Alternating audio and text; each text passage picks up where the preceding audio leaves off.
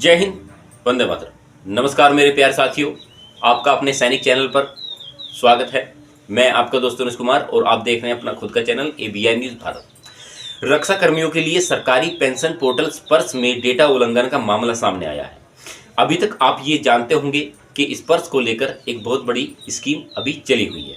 जैसे कि अभी डिजिटल का ज़माना है और डिजिटल दुनिया में कहीं ना कहीं आप ये मान के चलिए कि जो आपका डेटा है वो चोरी हो सकता है। एक ऐसा ही मामला अभी हाल ही में निकल कर आया है। आप वीडियो को अंत तक जरूर देखना। अगर आप चैनल पर पहली बार आए हैं तो चैनल को लाइक एंड सब्सक्राइब जरूर करें। बात करते हैं डिजिटल दुनिया के बारे में। सबसे पहले चर्चा का विषय वही है कि जो हमारा आज मार्केट वैल्यू है, मार्केट वैल्यू समझते हैं कि आज जो हम ट्रांजैक्शन करते हैं, चाहे वो UPI के माध्यम से हो, चाहे आप किसी ऐप के माध्यम से करते हो। जैसे कि आप कोई ऐप डाउनलोड करेंगे तो आपका क्या होगा, जैसे ही आप उस ऐप को इंस्टॉल करेंगे, गूगल प्ले या किसी भी स्टोर से ऐप को इंस्टॉल करेंगे, उसके बाद आपसे वो आपका डाटा मांगेगा। तो आप क्या करेंगे, उस ऐप के बिगर बारे जाने, यानी कि उस ऐप को बिगर जाने आपने केवल ये करना है कि ये ऐप हमारे काम का है, उसे सारी जो अपनी पर्सनल डिटेल्स हैं उसे अलाउ करते जाते हैं। ये नहीं जानते या ये समझने के प्रयास नहीं करते कि वो बाद में आकर हमें कितना दुख दे सकता है, या हमारे जो वित्त पोषित प्रभाव हैं, यानी कि जो हमारा डेटा है, पैसा है, उसको, या बैंक डिटेल्स है, पर्सनल डिटेल्स है, उसको किस प्रकार प्रभावित कर सकता है। इन सब की परवाह किए बिना आप जो है ऐप डाउनलोड करते हैं और ऐप जो है उसको अपना सारा डाटा प्रोवाइड कर देते हैं। ये आप खुद से करते हैं। सेम वही कंडीशन है स्पर्श के पेंशनरों के साथ। आज जो डाटा है वो स्पर्श ने सेव करके रखा है, लेकिन फिर भी तीसरी आंख मानते हैं जो आपके हाथ में कैमरा है। वो डिजिटल दुनिया के जो लुटेरे हैं उनके लिए तीसरी आंख साबित होता है। चाहे आप कितना ही प्रोटेक्ट कर लीजिए अपने आप को, लेकिन आप उससे उस चीज़ से बच नहीं पाएंगे। संपूर्ण बातें करेंगे इस वीडियो के अंदर। आपको वो नॉलेज मिलेगी जो शायद ही अभी तक आपको यूट्यूब के अंदर मिली होगी।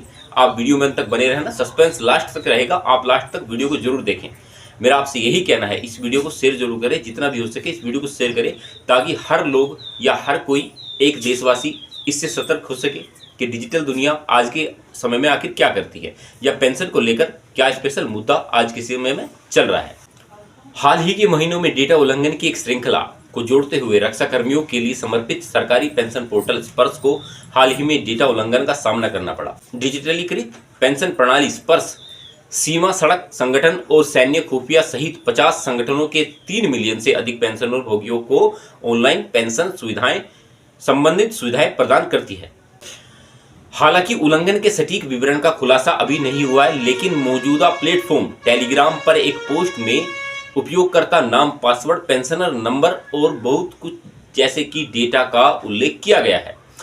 बिजनेस स्टैंड की एक ईमेल क्वेरी के जवाब में CERT इन ने कहा, हम पहले से ही संबंधित पदाधिकारी के साथ उचित कार्रवाई करने की प्रक्रिया में मौजूद है। कई सेवानिवृत्त सरकारी कर्मियों ने मंगलवार को पोर्टल तक पहुंचने में असमर्थता होने की सूचना दी। धमकी देने वाले अभिनेता ने लीक हुए डाटे को कुछ रूसी बाजारों सहित डार्क वेब और टेलीग्राम जैसे ऑनलाइन प्लेटफॉर्म पर बिक्री के लिए रखा है। स्पर्श पोर्टल व्यक्तिगत डेटा सत्यापन, PDB और जीवन प्रमाण पत्र सत्यापन जैसी सेवाएं प्रदान करता है, जो पेंशन भोगियों के बायोमेट्रिक डेटा का आधारित है। यह लीक के महत्व पर प्रकाश डालता हुए पेंशन आदेशों और परिचयों सहित पेंशन से संबंधित महत्वपूर्ण दस्तावेज का भंडार भी रखता है। भारत में सरकारी पोर्टल ने पिछले कुछ महीनों में डेटा उल्लंघन का अनुभव किया। पिछले साल अक्टूबर में भारतीय चिकित्सा अनुसंधान परिषद ने बड़े पैमाने पर डेटा उल्लंघन देखा था, जहां 815 मिलियन भारतीयों की व्यक्तिगत रूप से पहचान योग्य जानकारी को डार्क वेब पर बिक्री के लिए रखा गया था। स्पर्श से संबंधित मुद्दे, पेंशन प्रोफाइल डेटा और अतिरिक्त पेंशन का भुगतान न करना 33वीं स्कोवा की बैठक में कार्यान्वित हुआ। स्पर्श से संबंधित मुद्दे, पेंशन प्रोफाइल डेटा सत्यापन और उन्नाव में देरी और 80 वर्ष पूरे होने के बाद भी अतिरिक्त पेंशन का भुगतान न होना 33वीं स्कोवा की बैठक में ये सब शामिल थे। पेंशन प्रोफाइल डेटा सत्यापन, ऐसा देखा गया है कि स्पर्श से 1.5 साल बाद भी पेंशनरों का डाटा वेरिफिकेशन नहीं हो पाता। पोर्टल सभी मामलों में अपने HO से संपर्क करने की सलाह देता है। कई अनुरोधों के बावजूद स्पर्श PPO से HSO का नाम और पता नहीं बदला गया है। जिससे पेंशन भोगियों को अनुचित कठिनाई हो रही है। 80 वर्ष पूरे होने के बाद भी अतिरिक्त पेंशन का भुगतान न होना। बैंक और स्पर्श जैसी पीडीए 80 वर्ष पूरे होने के बाद भी अतिरिक्त 20% का भुगतान नहीं कर रहे हैं। कृपया सिस्टम के अनुपालन के लिए उचित दिशा निर्देश दिए जाएं। श्री सामदेव नियंत्रक ने बताया कि पेंशनभोगी डेटा सत्यापन तब किया जाता है जब पेंशनभोगी पोर्टल खाता बनाया जाता है और तदनुसार उपयोगकर्ता नाम और पासवर्ड पेंशनभोगी के साथ साझा किया जाता है। हालांकि पेंशनभोगी को अपने कार्यालय का नाम, वित्तीय भाग लेने की सुविधाएं प्रदान नहीं की जाती। जब भी समस्याएं रिपोर्ट की जाती हैं उन्हें पीडीसी कार्यालय द्वारा ठीक किया जाता है।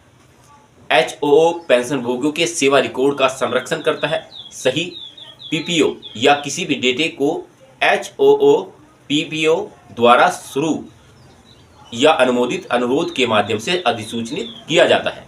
80 वर्ष पूर्ण होने पर अतिरिक्त पेंशन का भुगतान न होने के संबंध में 1T को सूचित किया गया कि लगभग 38 लाख मामले हैं जहां पेंशनभोगियों या पारिवारिक पेंशनभोगी की जन्मतिथि, डेट ऑफ बर्थ उपलब्ध नहीं है। हालांकि विभाग ने इस संबंध में निम्नलिखित कार्रवाई की है।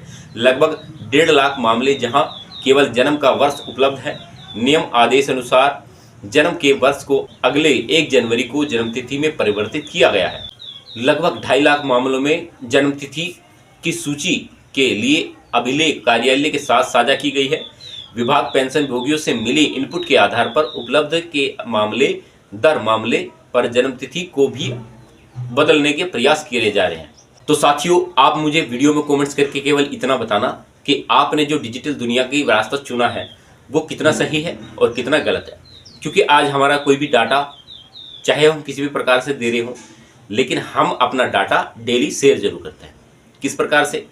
अगर मैं आपको बताऊं कि आप जो जितना टाइम इंटरनेट पर लगाते हैं, यानी कि जो अपने मोबाइल पर इंटरनेट पर उतना टाइम लगाते हैं, तो उन डाटा कंपनियों का, जो आपकी मोबाइल प्रोवाइडर कंपनी है, यानी कि जो आपकी सिम प्रोवाइडर कंपनियां हैं, उन सभी के पास आपका डाटा मौजूद है कि आप इतने टाइम पर अपना मोबाइल इस्तेमाल करते हैं और इस समय पर आपको ये SMS भेजना है। मान लीजिए अगर आपका मोबाइल का नेट ओपन है और आप उस पर कॉल पे बात कर रहे हैं, तो आपको जो अगले 3 से 4 दिन तक SMS दिखाई देंगे या मैसेज दिखाई देंगे, आपको कॉल आएंगी, वो कॉल आएंगी जिसके अकॉर्डिंग आपने बात की हो।